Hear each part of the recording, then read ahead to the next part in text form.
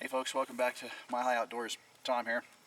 I got this tip I want to share with you guys. I got it off of my buddies over at rockslide.com, and it was a way to keep your coolers cool while you're out hunting. Now, for 7 days, I've been up in the high country, and what I did is I took some 2-liter bottles, some insulation I picked up at Lowe's, some reflective insulation, and some plywood.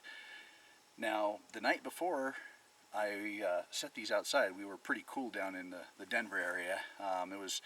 I checked the temperature. I put a little thermometer inside. It was 32 degrees inside the cooler. I went ahead and stocked it with those ice bottles and put the plywood in and set it up.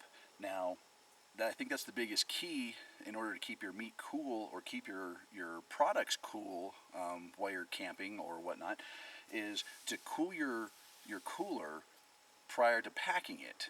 So what happens is when you got a warm cooler, it's been sitting in the garage or wherever you store it, and you throw your ice in there, well, the cooler's already warm, so your ice is already starting to melt right away.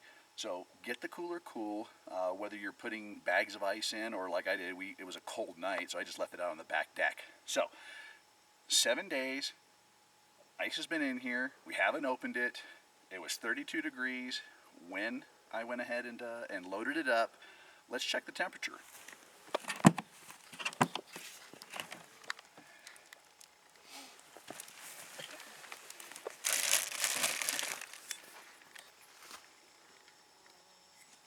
Just a little above 30 degrees inside this cooler. So, as simple as it is, that was just a leftover bag of ice that, check it out, for even a bag of ice, you know, how often have you put a bag of ice in your cooler and it's already melted within a couple days?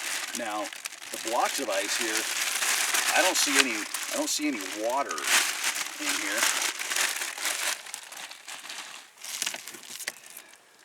A couple of the bottles have, or at least the top bottles I can see, still got pretty solid ice. Same thing.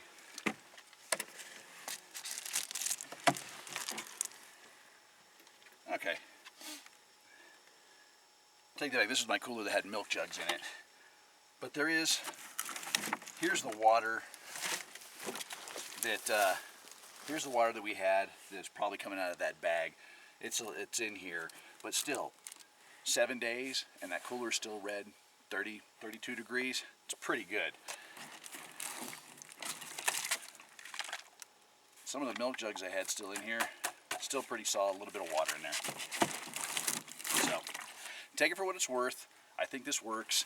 I lined the cooler actually with this reflective foil. Like I said, I picked it up at Lowe's. I think it was like $12 for like a 50-foot roll or a 25-foot roll.